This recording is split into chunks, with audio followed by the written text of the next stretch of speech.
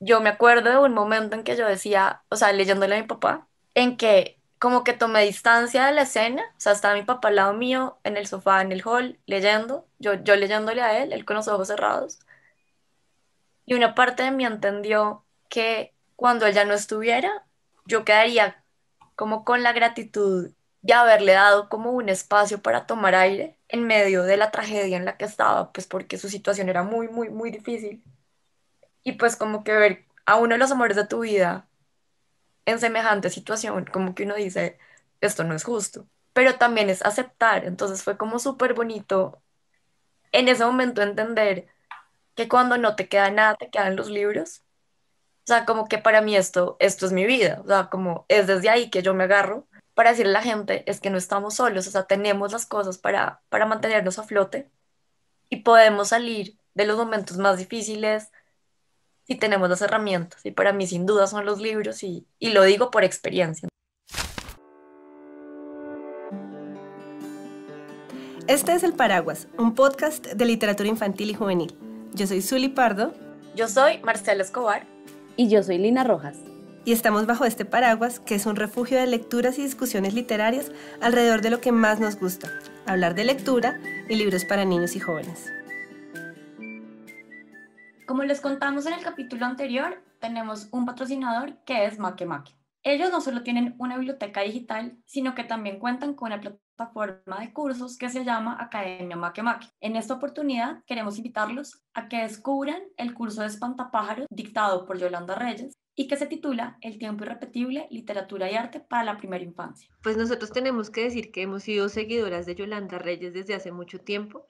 Ella es una reconocida escritora colombiana y ha dedicado buena parte de su vida a trabajar con niños a través de un proyecto precioso que ella tiene que se llama Espantapájaros Taller. Es una librería, es un jardín infantil y además allá ofrecen varios cursos de formación para adultos. Con la experiencia de estos cursos que Espantapájaros Taller ha tenido a lo largo de los años, crearon el curso El tiempo irrepetible, literatura y arte para primera infancia. Lo más chévere de los talleres y cursos que están en Academia Makemake es que funcionan de manera sincrónica. Esto quiere decir que uno entra en el momento en que tiene tiempo y va navegando a través de los diferentes módulos cuando más se le acomode. También permite repetir las clases, volver sobre sus pasos. Este curso en particular tiene 5 módulos que traen diferentes recomendaciones para hacer dentro del aula o en casa. Además, trae lecturas recomendadas que pueden encontrar en la biblioteca de Makemake.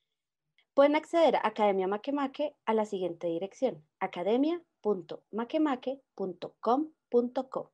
Makemake se escribe con K. Bueno, pues les tenemos una muy buena noticia y es que como parte de esta alianza con Academia Makemake, ellos nos han dado un enlace directo, un botón de pago para adquirir el curso con un 30% de descuento. Entonces el botón va a servirle a las primeras 50 personas que lo usen y va a estar disponible por 15 días a partir de la fecha de lanzamiento de este capítulo, es decir, a partir del 7 de marzo de 2021. Entonces, pilas pues. Para poder acceder a ese enlace, los invitamos a que vayan a nuestras redes sociales. Somos El Paraguas Podcast en Instagram y en Facebook.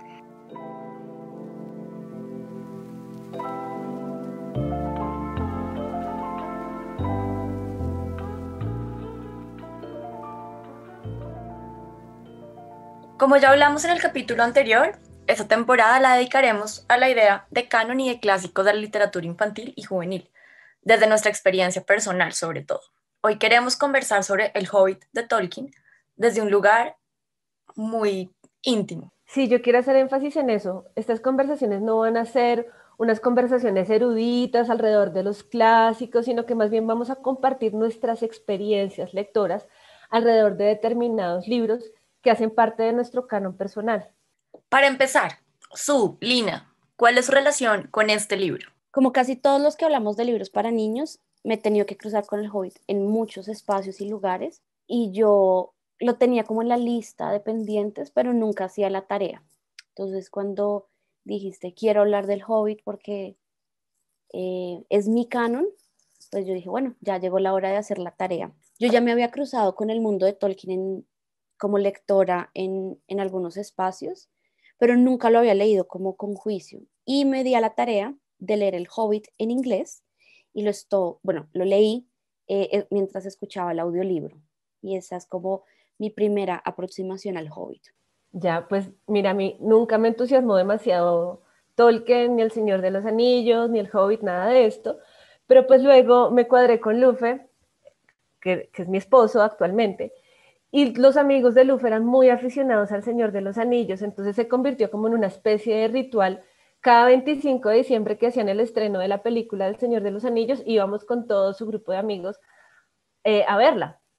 Y pues como que ahí me picó un poquitico el interés por Tolkien y tuve como unas vacaciones en las que me dio disque por practicar inglés leyendo El Hobbit y yo llevaba muchísimo tiempo sin practicar inglés, entonces fue como un reencuentro con El Hobbit, con la película y con una lengua distinta.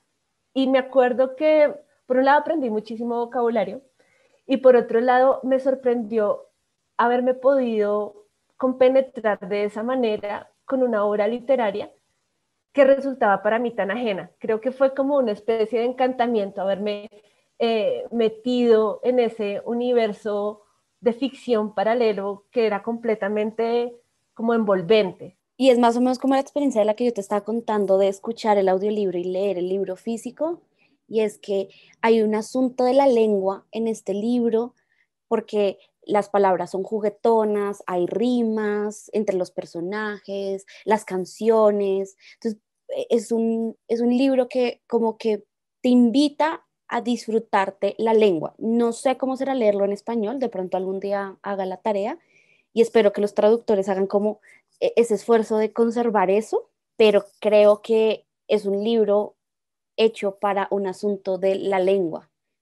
Pero Marce, cuéntanos por qué este es tu canon, por qué nos pusiste de tarea a leer El Hobbit a nosotras. Bueno, porque yo creo que este libro funciona además como para estos tiempos de encierro y para poder viajar a través de las palabras. Pero bueno, la historia empieza, pues digamos que yo tengo dos momentos con este libro. Uno cuando estaba en el colegio, ya a punto de graduarme, tenía un grupo de amigos a los que les encantaba El Señor de los Anillos. Y yo llegué realmente a esto por ellos. O sea, es esta idea de los libros de otros que también te capturan a ti, igual que lo que cuenta Su. Y 10 años después, más o menos, lo vuelvo a releer. Y debo confesar que a mí me cuesta mucho releer libros, como que siento que tenemos muy poco tiempo para estar releyendo libros, pero este libro sin duda lo volvería a releer más de 3 o 4 veces por lo que les voy a contar. Y es que mi papá se enferma y llega un punto en que él deja de ver, entonces pues ya no hay manera de, pues como de que pueda leer solo. Y pues digamos que él también fue el que me inspiró y me enamoró a mí de los libros y de las palabras y de la lectura. Y en este contexto yo decido que en las noches le voy a leer yo a él en voz alta algún libro. Y fue El Hobbit, el libro escogido, y fue como una experiencia maravillosa, pues porque no solo fue leer, sino también fue la posibilidad de desconectarnos de la realidad. Y como dice Su, meternos en un mundo paralelo y compartir todo lo que le pasa al Hobbit en el universo de Tolkien. Ustedes me van a decir que soy un disco rayado por hablar tanto como del juego de la lengua, pero Marcelo menciona ahí, ella se toma el trabajo de decir, leer en voz alta junto con su papá. Y es que este libro como que invita a eso. Mi edición del libro es una edición pequeñita, tapadura, verde, y cuando yo la veo, a mí me recuerda mucho estas ilustraciones de inicios del siglo XX, siglo XVIII, XIX, donde está la familia reunida en torno a un libro, porque hay alguien que está leyendo en voz alta, porque los libros eran costosos y eso era parte como de la televisión del momento, ya que no existía la televisión. Entonces, este libro para mí es de esas lecturas que están pensadas desde lo íntimo y por eso mismo, Marce, muchas gracias por compartirnos este recuerdo de lectura en voz alta. Sí, Marce, es precioso eso que nos dices y yo me puedo imaginarte a ti sentada con tu papá leyendo y es bellísimo como tu voz unida a la lectura, unida a ese universo de ficción, generan una posibilidad de estar en otro lugar, no necesariamente evadiendo una realidad, sino acompañándola. Eso es muy especial. Y también me parece clave pensar en el vínculo entre la oralidad y la creación de mundos de ficción, hasta qué punto el Hobbit se permite ser narrado en voz alta. Y entonces eso me hace pensar en esas historias que las mamás, papás crean para sus hijos, ¿no? Hay muchas historias en la literatura infantil y juvenil que surgen de ese vínculo entre madre e hijo, entre padre e hijo, que inventan un mundo de historias para distraer a los niños mientras es la hora de dormir, mientras es la hora de comer. Entonces ahí tenemos varios casos, ¿no? Está Tolkien, está Lewis Carroll, que bueno, no era su hija, pero era una niña muy cercana.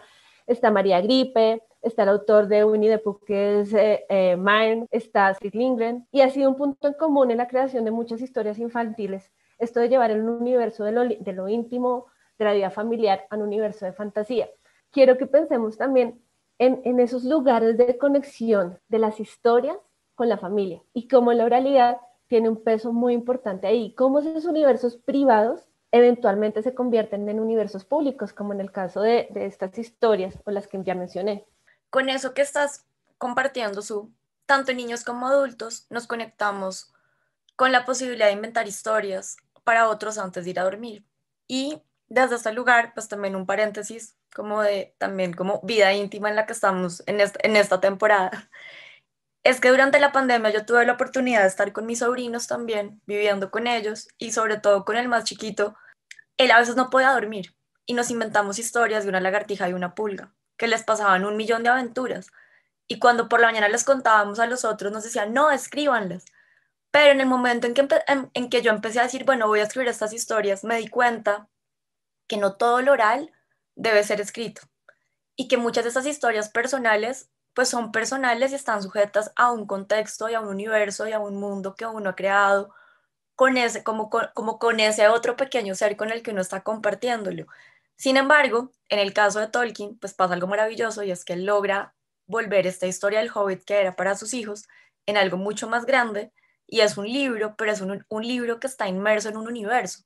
Este universo permite que cuando él escribe el Hobbit, cuando ya lo tiene listo, le va a presentar el manuscrito pues a una de las personas que trabaja en la editorial, Allen Ewing, en el Reino Unido.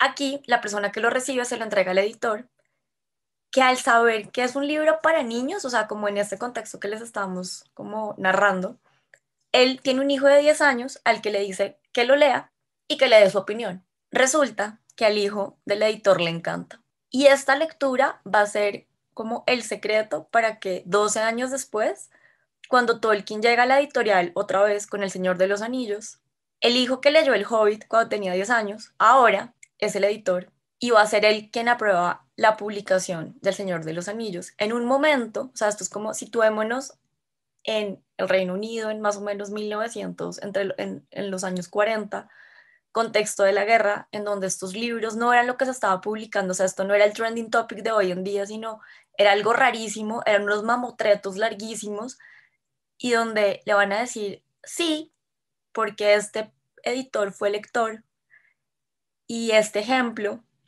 muestra la importancia de la respuesta de los lectores a los que van dirigidos los libros para entender si son estos lectores los que van a decir que sí o que no. O sea, que aquí hay un ejemplo perfecto de la recepción del lector desde una perspectiva crítica y en donde este lector que recibe ese libro que era pensado justamente para él, queda tan cautivado que es capaz de decir, hágale con El Señor de los Anillos porque esto es lo que estaba esperando y además estuvo esperando por más de una década. Entonces creo que esto es maravilloso contarlo y traerlo aquí porque yo creo que son excepciones o notas de pie de página detrás del quehacer del mundo editorial. Y eso que mencionas, Marce, se relaciona mucho con la definición que estábamos dando nosotros sobre lo que son estos libros de literatura infantil y juvenil clásicos, y es que son libros que crecen con sus lectores. La obra de Tolkien es inmensa, es un universo casi tan infinito que en el 2017 se publicó otra obra de él, porque estaba ahí dispuesta para el público y el público lo estaba pidiendo. Entonces es un universo increíble y El Hobbit, que es el primero en publicarse, para algunos críticos es algo así como un preludio a lo que es El Señor de los Anillos y la trilogía.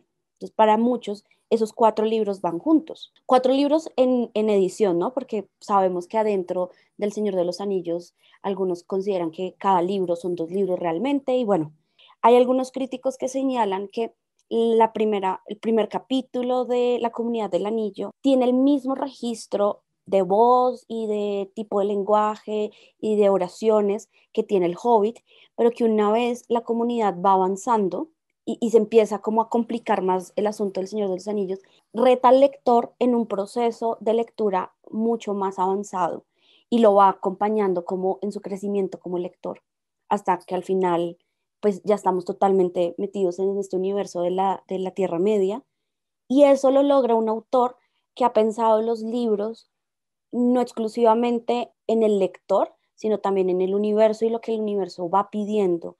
Si bien el Hobbit fue pensado para los niños, no lo subestima, sino que les va dando las herramientas para crecer y convertirse en lectores mucho más sofisticados. Sí, yo creo que una de las cosas que pasa con el Hobbit, y pues como con muchos de estos clásicos, que es como el eje de esta temporada, es que conectan a varias generaciones. Es decir, no es un libro exclusivamente para los niños o los jóvenes de determinado momento en la historia, sino que es un libro que se mantiene, que puede ser leído por muchas generaciones, aun cuando va pasando el tiempo y las cosas van cambiando. A lo que quiero ir es que es un libro que se mantiene vigente, así pasa el tiempo. Y yo creo que eso es además una de las virtudes de la fantasía como género literario. Y es que no importa qué pase fuera del mundo de ficción, siempre es posible entrar y salir de él, y el tiempo de los universos de fantasía transcurre de una manera distinta, es un universo paralelo. Y ya cuando lo has visitado y vuelves, es como volver y encontrar algo familiar.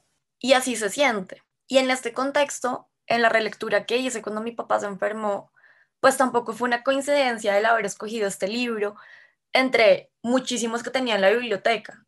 Realmente el espacio de la relectura estuvo también conectado con el estreno de la película del Hobbit, porque yo también pensé que íbamos a alcanzar a verla. Y obviamente pues eso no pasó. Sin embargo, la lectura en sí misma nos permitió, desde las palabras, con mi papá, habitar ese mundo de fantasía del que habla Zully y que narra Tolkien en un artículo que escribió que se llama Sobre el cuento de hadas. Y quiero compartirles también que para este capítulo que estamos conversando hoy, lo volví a leer. Y la última vez que lo leí fue en el 2012. Entonces, claro, son casi 9 años después volver a coger este libro y tenía mucho susto, pues porque yo no sabía qué iba a sentir. Y aquí se conecta la lectura con las emociones y con el corazón, y es que una lectura tiene sentido cuando la sentimos. Cogí el libro, empecé a leerlo entre las cobijas y me sentí acogida por la historia. Y aunque ya conocía la historia, o sea, como que sé de qué se trata, volverlo a leer fue una revelación, y en la mitad fue imposible como no volverme a conectar con la escena de mi papá. Y pues sí, debo decir que se me arrugó un poquito el corazón, pero también sentí como una gratitud muy profunda de haber escogido este libro y no otro, porque en este momento de encierro en el que nos encontramos, este libro me dio las palabras para viajar con Bilbo y además tener una lectura íntima en estas últimas noches, justo antes de irme a dormir. Estaba pensando en que pareciera un poco contradictorio esto de volver a la lectura y volver al libro, porque algunas de las reglas de estos mundos ficcionales, cuando son mundos a los que viajas, no mundos que te rodean totalmente, una de las reglas es que una vez creces ya no puedes volver, lo que pasa en Nunca Jamás y en Narnia. Estos niños pueden viajar a estos espacios porque son niños y hay unos asuntos de inocencia ahí atravesados, pero en nuestros mundos lectores retomamos estos libros y podemos volver a entrar. Y a la vez esas relecturas están, esas relecturas que hacemos respetan las reglas ficcionales que los libros y el mundo fantástico nos está exigiendo, porque al releer esto, una parte de nuestra infancia o de nuestra juventud revive y somos de nuevo esos niños o esos jóvenes que vuelven a los libros de estos mundos fantásticos que parecen exclusivos para un espacio de la infancia. Los niños que vivieron las publicaciones de los libros como en vivo, como que salía el libro y ellos en la librería lo pueden conseguir en primera edición, son adultos muy adultos hoy en el siglo XXI. Y con este nuevo siglo empieza a germinar una nueva forma de invitar a las generaciones a estos universos ficcionales. Las películas que adaptan el mundo de Tolkien revolucionaron el panorama que había en el cine. Yo era muy pequeña cuando empezaron a salir las películas del Señor de los Anillos y por eso no las veía, porque como que eran unos espacios que no, donde yo no iba a habitar.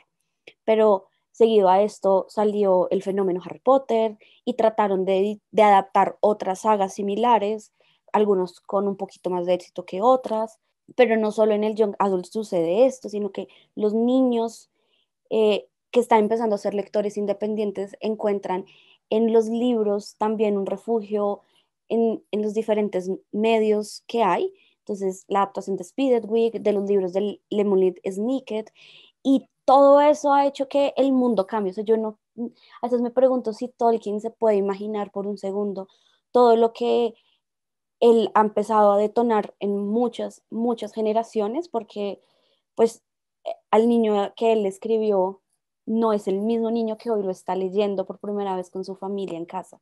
Claro, eso que tú dices, Lina, es supremamente importante y yo voy a abrir aquí una puerta que no vamos a poder entrar allí en este momento, pero que me parece importante que la tengamos en cuenta, y es el tema de la fantasía en Latinoamérica. Inmediatamente pensé en la saga de los confines de Liliana Bodoc, porque Liliana Bodoc leyó a Tolkien y fue para ella una influencia importantísima en su obra. Y yo sí quiero hacer una invitación a que abran la puerta de la saga de los confines, porque es que de verdad es un universo que a mí me estalló la cabeza. Necesitamos a la saga de los confines en las librerías. Desde que ustedes dos me la recomendaron hace ya casi un año, la he buscado y la he rebuscado y he ido a las librerías de segunda mano y me consiguen uno, pero es el segundo, o sea, tengo el segundo ya, pero no tengo el primero, entonces no he podido empezar. Y me tuve que poner a leer otras cosas de Liliana Bodoc, porque pues la vida es así, y me ha encantado. Y digo, si esto que no es como su obra cumbre, según la crítica, es tan increíble, no quiero saber qué hizo ella con la saga de los confines. Entonces, este también, el paraguas pide a los editores que por favor nos ayuden a ponerlo en las librerías para moverlo y leerlo. De acuerdo con Su y con Lina, yo también estoy detrás de ese libro desde hace mucho tiempo y no lo tengo. Aunque lo haya recomendado, estoy también pendiente de conseguirlo. Y con esto que están ustedes diciendo, yo sí quiero traer la importancia de este boom que tienen las películas con los libros, pues porque es algo que hay que reconocer, y es que en la medida que salen películas de libros, pues los libros también son reconocidos. Y eso también pasó con Tolkien. Leyendo y preparando este capítulo, encontramos también que Tolkien en su momento, él era profesor, era lingüista, era un duro, o sea, digamos que fue muy, o sea, fue reconocido en su momento por los estudios que hizo, por las traducciones que hizo, y muy poca gente creía en él. O sea, los críticos decían como usted qué está haciendo, como más bien más o menos como literal coja oficio, ¿quién va a leer eso? Y en su vida, o sea, en su día a día, con la pregunta que decía Lina y su de, bueno, ¿qué pensaría Tolkien de, o sea, si hubieran podido ver el futuro y ver todo lo que ha pasado con su obra, a pesar de que pudo publicar sus libros y le fue bien? Yo creo que él quizás falleció sin saber realmente la revolución que montó con su obra, porque además se considera el papá de la fantasía, no porque haya nacido en él, sino por la perfección que le dio al género y por las pautas que dio para lo que va a venir después. Es un libro que hay que leer ahorita, pues porque es que es un libro, o sea, son libros que nos acompañan para tomar, para respirar, ¿sabes? Como, A mí me parece que este es un libro acogedor. O sea, uf, es decir, pasan un montón de cosas y es pues la gran aventura de Bilbo, ¿no? Y él sale pero él siempre como, añora su casa. claro, y eso iba a decir, y entonces está esa línea de, y piensan como el calor de su hogar, y no es la última vez que lo piensa.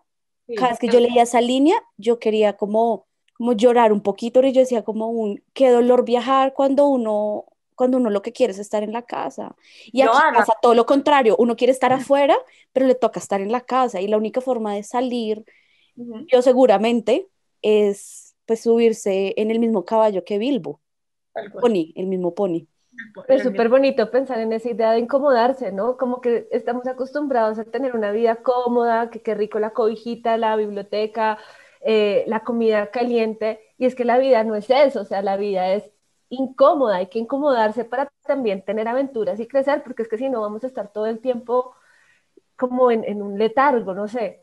Y yo creo que también en esa incomodidad, es que uno también encuentra lo que es importante. O sea, como que en la incomodidad es que tú reconoces, por ejemplo, porque digamos en Bilbo añora su casita, pero todo el tiempo está el dilema de su familia, que es como, es que por el lado de la mamá son súper aventureros, por el lado del papá no. Entonces como que él todo el tiempo se divide entre sus dos apellidos, diciendo, es que esto es muy Tuc, no, esto es muy Bolsón. Y es decir, bueno, y si uno también puede ser los dos. Y Bilbo al final se da cuenta, pues que en uno pueden convivir esas dos versiones de sí mismo. Claro, y además de todo es muy vasto porque es como cargar con esa herencia familiar que te define, ¿no? Tú eres de una manera, tú eres de la otra, ¿y qué soy yo?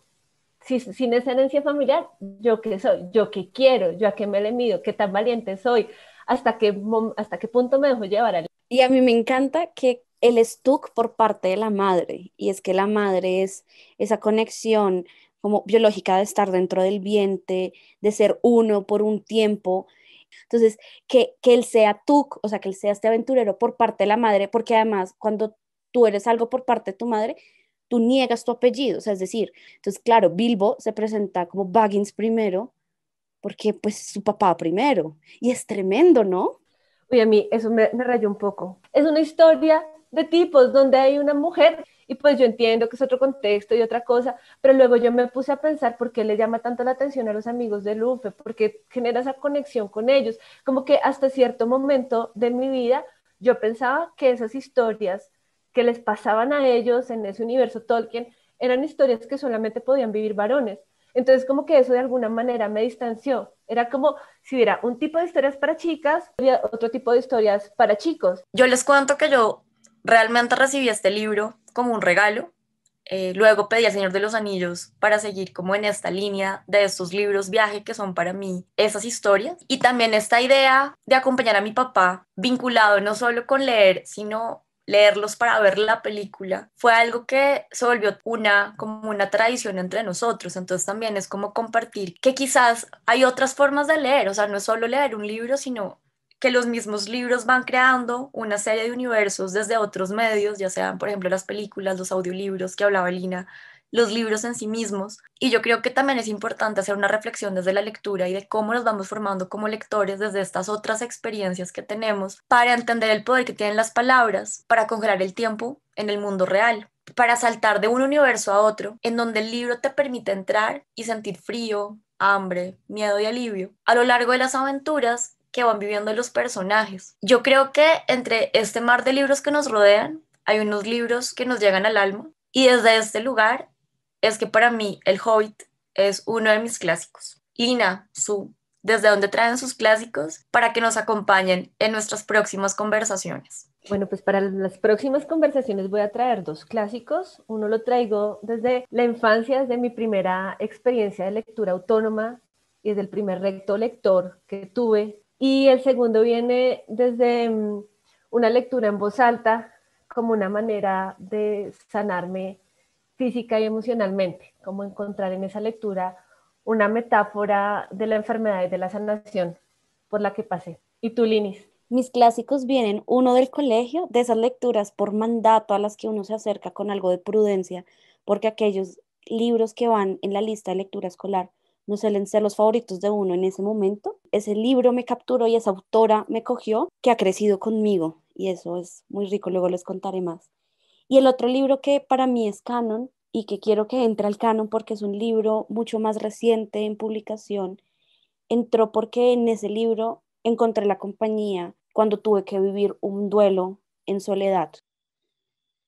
Esta conversación y lo que viene tendrá preguntas y reflexiones muy íntimas que iremos compartiendo porque en ellas encontramos el por qué leemos. Nos encantaría conocer sus radiografías lectoras. Las pueden enviar a nuestro correo elparaguaspodcast@gmail.com.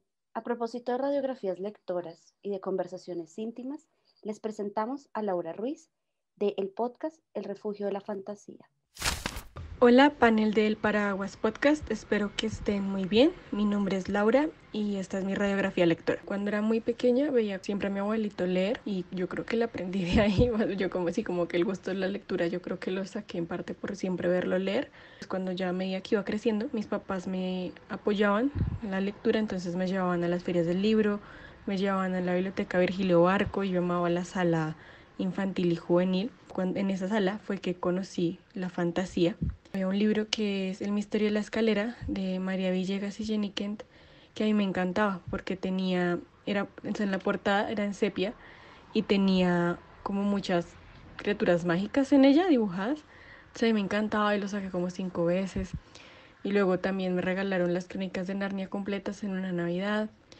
Y bueno, así fui como leyendo muchas cosas de fantasía, entonces la obra gallega, vampiros, bueno, hombres lobo, todo eso. Y ya en la universidad, la verdad, fue cuando conocí a Tolkien y mi interés por la fantasía pasó como de solo querer escribirlo y hasta de pronto editarlo a ya también querer investigarlo.